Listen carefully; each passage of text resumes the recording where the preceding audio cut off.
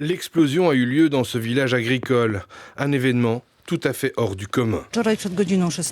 Hier, après 16 heures, j'étais chez moi et les fenêtres de la maison donnent en partie sur le bâtiment du séchoir à grains.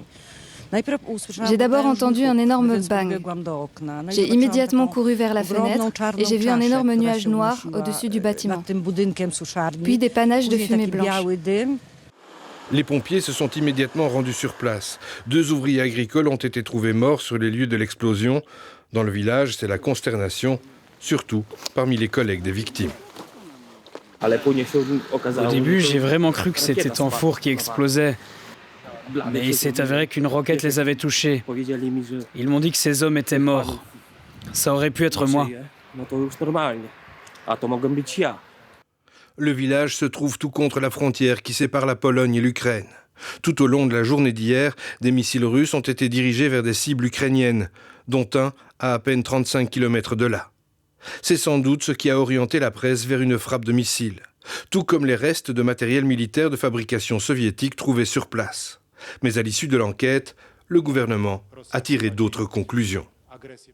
Rien n'indique qu'il s'agissait d'une attaque directe contre la Pologne. Ainsi, le fait que le territoire polonais ait été touché par une roquette n'est pas le résultat d'une activité intentionnelle de quelqu'un. La Pologne n'était pas une cible pour le missile, donc en fait, la Pologne n'a pas été attaquée. L'explosion serait due à un tir anti-aérien ukrainien dévié de sa course. La Pologne étant membre de l'OTAN, une agression contre elle aurait signifié une agression contre toute l'organisation. Oui, et les pays membres de l'OTAN étaient justement en réunion aujourd'hui et leurs conclusions vont dans le même sens. Il n'y a aucune indication d'une attaque délibérée de la Russie. Le missile serait bien ukrainien, de la batterie antiaérienne. Je vous propose de voir toutes les réactions avec Quentin Warlop et François Roideau.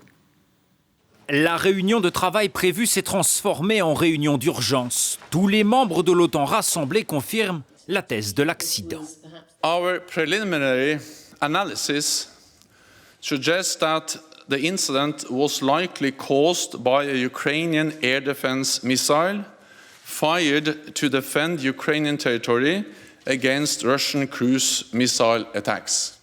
Depuis hier soir, le président ukrainien n'en démord pas.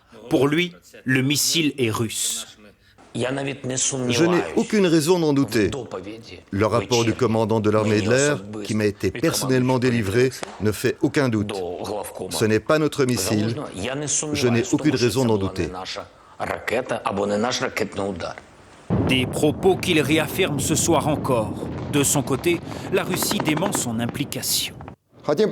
Nous tenons à souligner que les frappes de haute précision ne visaient que des cibles situées sur le territoire ukrainien, à 35 km de la frontière ukraino-polonaise.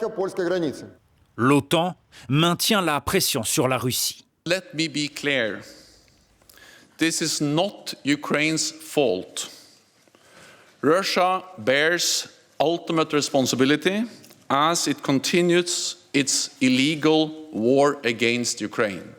Un accident et non une attaque. Ce soir, le risque d'escalade s'éloigne entre la Russie et les pays de l'OTAN. Cela dit, vous avez entendu le président ukrainien. Depuis hier, il crie à l'agression russe. Ce soir, il réclame un accès immédiat au lieu de l'explosion. Maureen Mercier est notre correspondante en Ukraine. Maureen, avec cet incident, le président ukrainien a encore musclé sa communication de guerre ? Alors c'est sûr qu'il est dans son rôle, ce rôle d'un président d'un pays agressé depuis 9 mois maintenant par la Russie.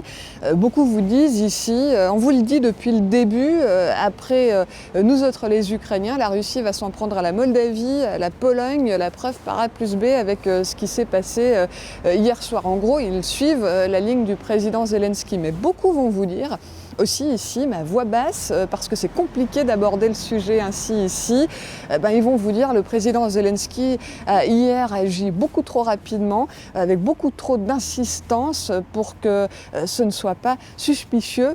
Tout simplement, le président Zelensky, disent-ils, souhaite trop que l'OTAN finalement s'investisse plus dans ce conflit, à jouer à ce jeu dangereux.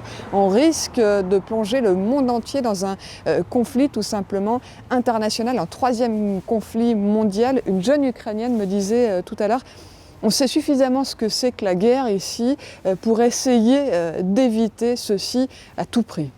Voilà pour la correspondance de Maureen Mercier en Ukraine. Et quoi qu'en dise le président ukrainien ce soir, eh bien c'est un peu le soulagement. Et pourtant, Annick Capel, le temps d'une soirée depuis hier, c'est toute la planète qui a tremblé. Oui, évidemment, l'annonce d'un missile qui échoue en Pologne, c'est-à-dire sur le territoire de l'OTAN, c'était un peu le scénario catastrophe que l'on redoutait depuis des mois. Et donc hier soir, on a une réaction immédiate, très forte, à la hauteur de cette crainte, de ce que l'on redoutait depuis des mois, avec tout d'abord de nombreuses condamnations, mais aussi très vite, on voit qu'on temporise, on se montre très prudent.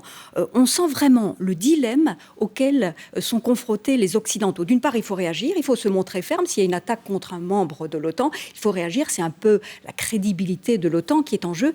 Mais dans le même temps, il faut à tout prix éviter l'escalade. Et donc, on imagine ce matin le soulagement des Occidentaux en apprenant que c'est sans doute un accident et pas une attaque délibérée de la Russie. Et pour autant, l'OTAN ne dédouane pas la Russie. Ah non, absolument pas. L'OTAN dénonce les nombreuses frappes menées hier par la Russie en Ukraine. Pour l'OTAN, la responsabilité ultime de cet accident est les Russes. Et donc, aucune bienveillance vis-à-vis de Moscou. Au contraire, d'autant que cet accident, c'est un solide avertissement pour les Alliés. Il montre qu'on peut très facilement basculer dans un conflit régional, voire mondial. Ce risque, il est réel. On a vu plus d'une guerre provoquée par un accident. Or, on n'est pas à l'abri d'un nouvel accident face à un Vladimir Poutine humilié, dangereux et absolument incontrôlable. Merci à vous, en tout cas, Annick Capel, pour toutes ces perspectives, mises en perspective.